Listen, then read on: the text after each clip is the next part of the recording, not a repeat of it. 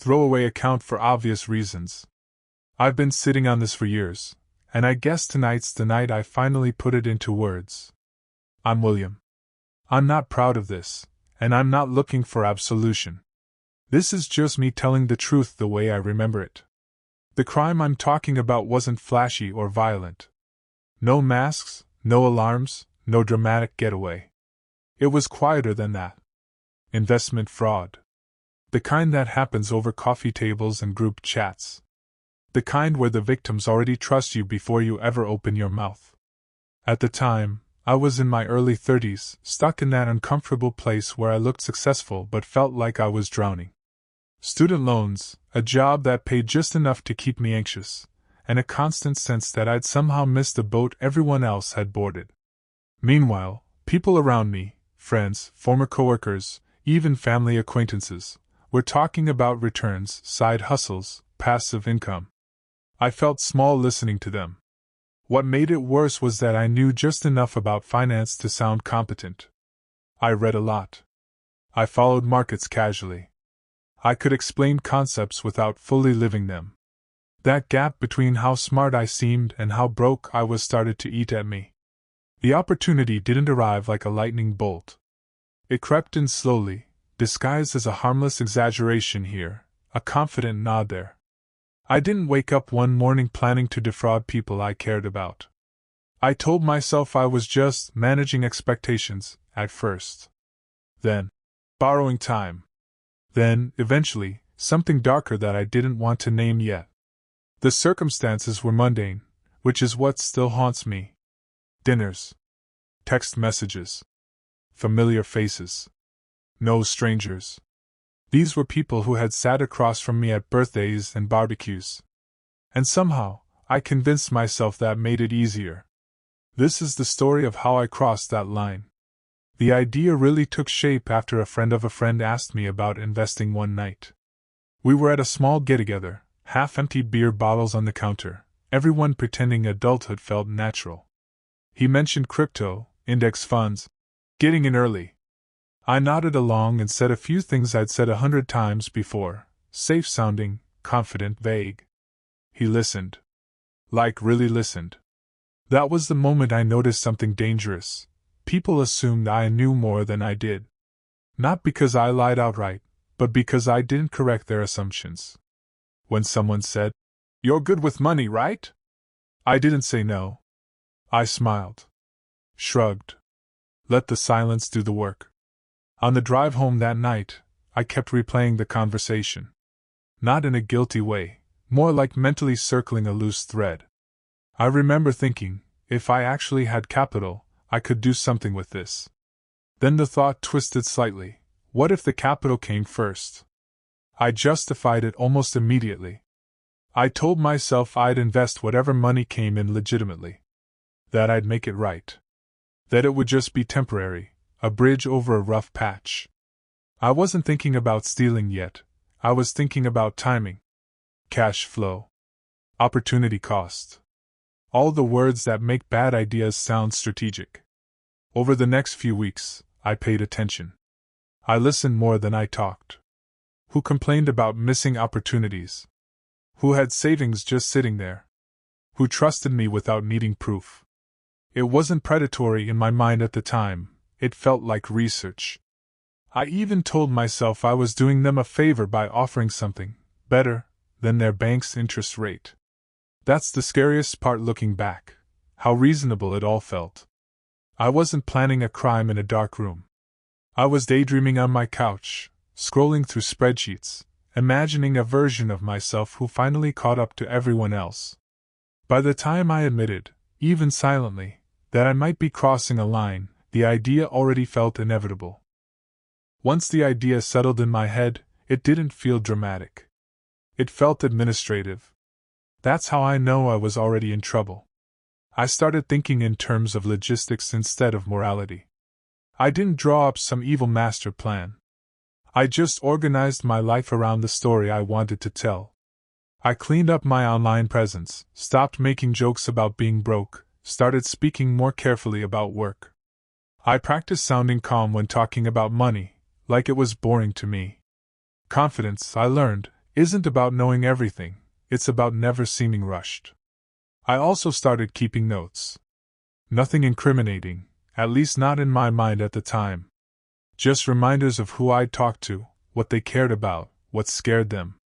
One person hated risk. Another was obsessed with returns. Someone else just wanted to feel included in something. Smart. I told myself this was just good communication. Tailoring the message. What I didn't do, on purpose, was put anything in writing that could come back to me. No official paperwork, no hard promises. Everything was verbal, casual, friendly. I framed it as an opportunity, not an offer. If someone hesitated, I backed off immediately. That restraint made me feel ethical, which is laughable now. I rehearsed explanations in my head constantly. If someone asked where the money was going, I had an answer. If they asked when they'd see returns, I had a range. I never gave exact dates. I never said, guaranteed. I told myself that meant I wasn't lying. At night, though, when things were quiet, I felt this low-level hum of anxiety. Not fear of getting caught, fear of being exposed as ordinary. As someone who'd talked himself into a corner he couldn't afford. By the time I was ready, it didn't feel like preparation anymore. It felt like momentum. Like the story had already started, and I was just stepping into the role I'd been rehearsing. After the first yes, everything accelerated in a way I wasn't prepared for. Not because I pushed harder, but because people talk. Quietly. Casually. The kind of, "Hey, I heard William's doing something interesting," conversations that happen without you in the room. I didn't advertise. I didn't blast messages or pitch decks. I just didn't say no when people asked. Each conversation felt slightly easier than the last. The language came naturally now, like I'd worn down whatever part of me used to hesitate. I learned which phrases made people lean forward, which ones made them relax. I watched faces, adjusted tone, mirrored energy. It felt less like lying and more like performing a role I'd already memorized. The money started arriving in chunks. Some small, some uncomfortably large. Every notification gave me a jolt, half excitement, half dread. I'd tell myself, this is it. This is the last one. And then someone else would reach out, someone I liked, someone I didn't want to disappoint. I kept everything compartmentalized. Separate accounts. Separate mental boxes. I avoided thinking too far ahead. Long-term questions made my stomach turn, so I stayed focused on the present, responding calmly, sounding credible, staying consistent. Consistency became my religion. What really messed with me was how grateful some people seemed. They thanked me for including them. For looking out for them. One person told me they trusted me more than their financial advisor. I laughed it off, but inside, something twisted. I didn't feel like a villain. I felt important. At the same time, the pressure started creeping in. Every new person meant another set of expectations I had to manage. Another timeline I had to blur. Another story I had to keep straight. I told myself it was temporary stress, the price of growth. Looking back, that was the moment the crime stopped being an event and became a lifestyle. The first crack wasn't a confrontation. It was a question. Someone asked me, very casually, how the money was actually being allocated. Not accusatory. Curious. The kind of question a reasonable person asks when they're trying to feel responsible. My answer came out smoothly, but inside I felt this sharp, electric jolt of fear. Not panic, focus. Like my body knew before my brain did that things were getting dangerous. After that, the questions came more often. Nothing aggressive, just follow-ups. Requests for updates. Any movement yet? How's it looking this quarter? I had answers ready, but each one felt thinner than the last. I started recycling phrases, which scared me. Repetition felt like exposure. I began spacing out my responses strategically. Not too fast, desperation. Not too slow, suspicion. I convinced myself this was just managing expectations, but really I was managing attention. Keeping people calm, busy, distracted. Sleep got worse. I'd lie awake rehearsing conversations that hadn't happened yet, my mind jumping 3 steps ahead, imagining worst-case scenarios. I started having this recurring thought: if everyone just stayed patient, I could fix this. I didn't know how. I just needed time. What made it harder was that life outside the scheme looked better than it ever had. Bills paid. No overdraft notifications. I dressed better. Ate better. People commented on how put together I seemed. The irony was almost funny. My calm exterior built entirely on a foundation that was starting to shake. I told myself the stress meant I cared. That I wasn't some heartless scammer. That if I really were a bad person, this wouldn't bother me so much. It's amazing how flexible your morals become when they're protecting your identity. By then, I wasn't asking whether this would end. I was asking how badly it would hurt when it did. At some point, it stopped feeling like I was running anything and started feeling like I was juggling plates in a dark room. Every conversation was a plate. Every expectation, a fragile edge I couldn't let slip. People wanted updates, so I gave them movement instead. Not numbers, stories. I'd talk about delays, market noise, timing windows. I learned that most people don't actually want details. They want reassurance. If you sound calm and slightly annoyed by volatility, they assume you're competent. But juggling meant remembering who knew what. One person thought things were long-term. Another expected something sooner. I kept mental spreadsheets that grew heavier every day. Sometimes I'd almost contradict myself, catch it at the last second, and feel my heart slam against my ribs like it was trying to escape. There were moments when I considered coming clean to one person. Just one. Someone I thought might understand, help me unwind it. But then I'd imagine the look on their face, the silence afterward, the way trust collapses all at once. I couldn't bring myself to do it. Confession felt more dangerous than continuation. The worst part was how normal my interactions still were. We joked. We talked about sports, work, families. I'd be nodding along while a voice in the back of my head screamed, "You're lying to their face." That voice didn't stop me. It just made everything louder. I started drinking more at night, not to get wasted, just enough to quiet my thoughts. Enough to make sleep possible. Mornings were for damage control. Afternoons for pretending everything was fine. Evenings for bracing myself for the next message. I wasn't chasing profit anymore. I was chasing stability. And the more I chased it, the more I realized I was running in place. There's always a moment where things stop being manageable and start being real. For me, it was a phone call I almost didn't answer. One of the people involved, someone I'd known for years, called instead of texting. That alone made my stomach drop. Calls mean urgency. Calls mean you can't edit your tone or buy time with a delayed reply. I stared at my phone until it stopped buzzing, then called back a few minutes later, pretending I'd been busy. They didn't accuse me of anything. That was the worst part. They sounded worried. Said they were dealing with something unexpected in their personal life and might need access to their money sooner than planned. Asked if that was possible. I felt my throat go dry. I gave a careful, non-answer. Talked about timing, liquidity, processes that didn't actually exist. I could hear the disappointment creeping into their voice as they realized I wasn't giving them certainty. When we hung up, my hands were shaking. That call changed everything. It forced me to confront something I'd been avoiding. I didn't just owe people explanations. I owed them access. And I didn't have it. I spent the rest of that day in a fog, replaying the conversation, dissecting every word I'd said. I drafted messages in my head to other people, preemptively smoothing things over. I wasn't reacting anymore. I was anticipating collapse. What scared me most wasn't legal trouble or public embarrassment. It was the idea of someone needing help and realizing I was the reason they couldn't get it. That their trust in me had real-world consequences I couldn't undo with charm or patience.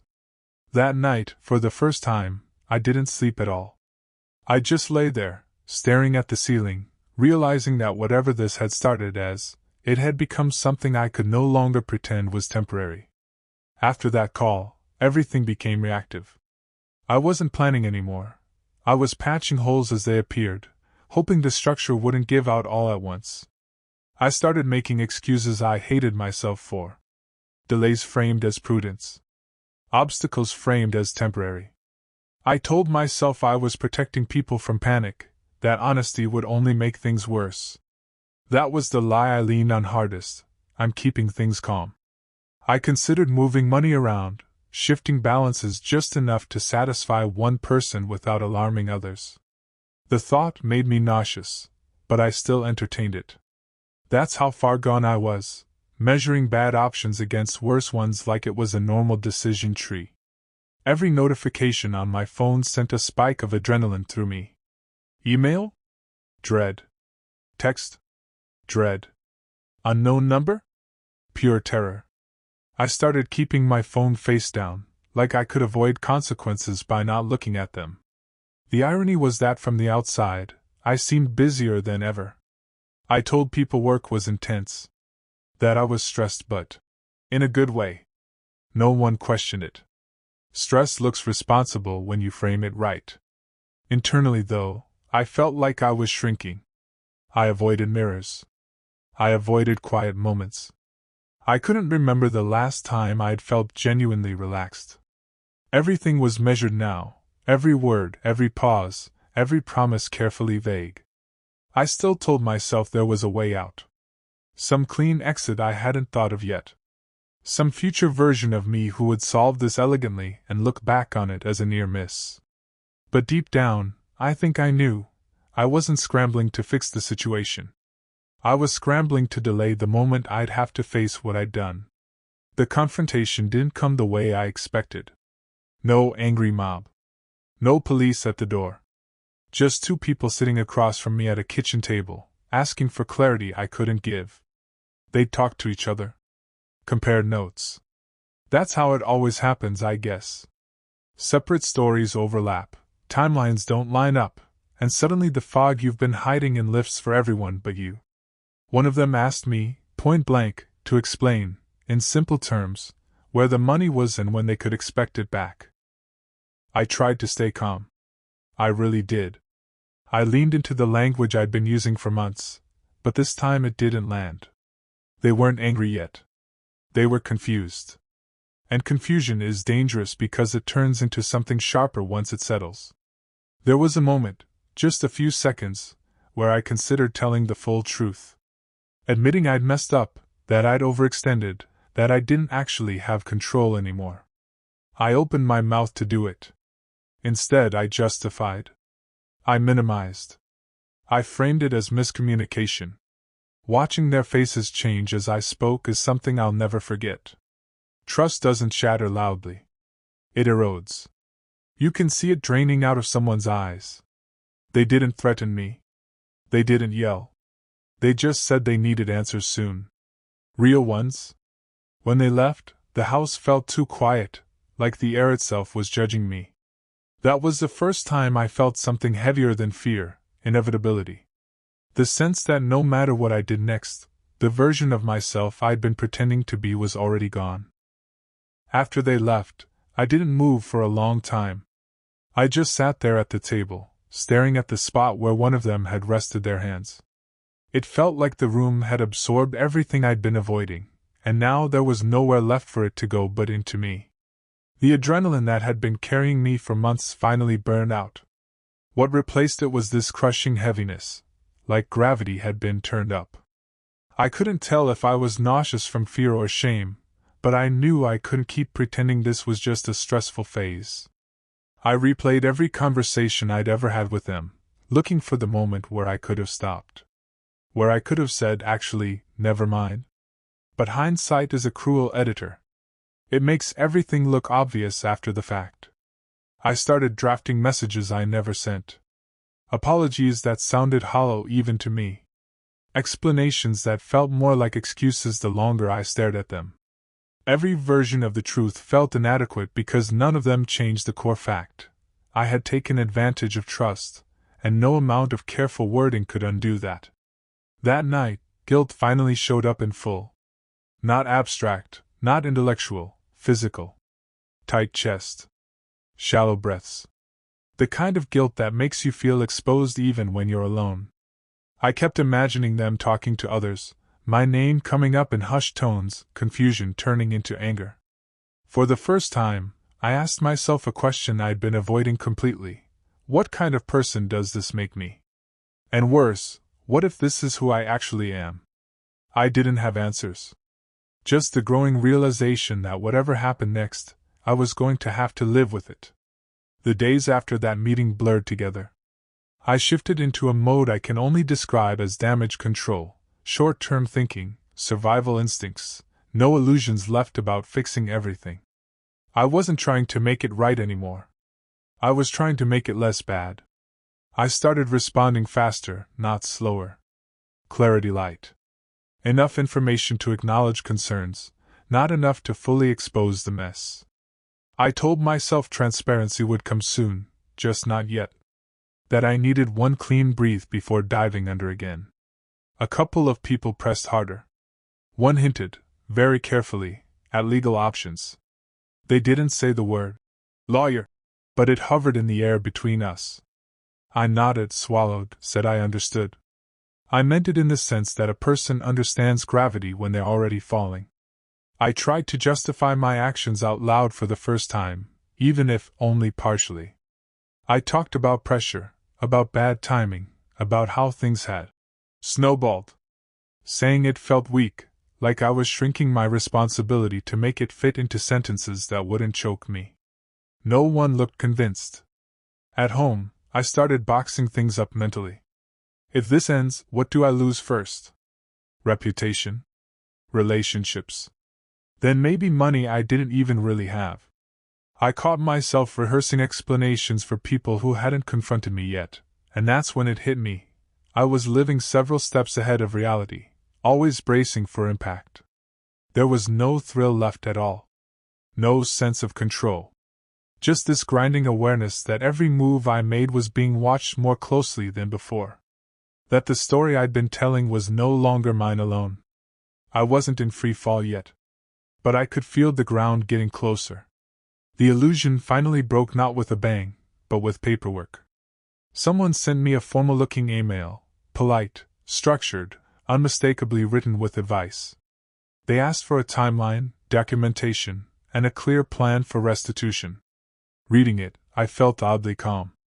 Not relieved, exactly, but steady. Like my body had decided the worst part, anticipation, was over. I realized then how much energy I'd spent maintaining a version of myself that no longer existed. The guy who's got it handled. The smart one. The email didn't argue with that image, it ignored it. It treated me like a risk to be managed. And that hurt more than anger would have. I responded carefully, honestly in some places, evasive in others. I didn't confess everything, but I stopped inventing. No more flourish. No more confidence theater. Just the bare minimum to keep the conversation moving. When I hit send, I felt exposed, like I'd stepped outside without armor for the first time in months. Words spread faster after that. Fewer friendly check-ins, more pointed messages. The tone shifted. People stopped asking how I was doing and started asking what I was doing to fix it. I deserved that shift. It just took me too long to accept it. What surprised me was how quickly the fear turned into something like grief. Grief for the trust I'd broken. Grief for the version of my life that felt legitimate. Grief for the people I couldn't look in the eye anymore without seeing disappointment reflected back at me. The illusion had kept me afloat. Without it, I had to face the truth. Whatever happened next, I was going to be known for this. I wasn't arrested. Not right away, at least. Things didn't resolve cleanly or dramatically. They unraveled in slow, humiliating increments. I paid back what I could. It wasn't enough. It never is. Some people cut contact immediately. Others stuck around just long enough to make sure I understood how deeply I'd hurt them. Those conversations were worse than silence. There's something brutal about being given the chance to explain yourself when no explanation actually matters anymore. My reputation collapsed quietly. No public shaming, no viral posts, just fewer invitations, fewer replies, fewer chances. People stopped introducing me with warmth. My name became careful. Qualified. I felt it in rooms before anyone said a word. Internally, everything shifted. The constant anxiety disappeared, replaced by a dull, persistent shame. I no longer woke up checking my accounts, but I did wake up replaying memories, moments of trust I'd abused without thinking twice at the time. The weight of that didn't fade. It settled. I told myself I'd rebuild. That I'd be better. That I'd earn back some version of integrity. Maybe that's true. Maybe it's just another story I tell myself to get through the day. What I know is this: the person I was before this doesn't exist anymore. And the person who did this will always be part of me, whether I like it or not. The crime didn't end with consequences alone. It ended with a permanent change in how I see myself, and how I understand what I'm capable of when fear and pride start steering the wheel. If there's anything I've learned, it's that most crimes like this don't start with greed, they start with insecurity. Wanting to look competent. Wanting to catch up. Wanting to avoid admitting you're struggling. None of that excuses what I did, but it explains how easily I talked myself into it. I used to think bad people decided to do bad things. Now I know it's more often a series of small choices that feel survivable in the moment. A half-truth. A delayed clarification. A promise you don't correct because it benefits you. By the time you realize what you've built, you're standing inside it.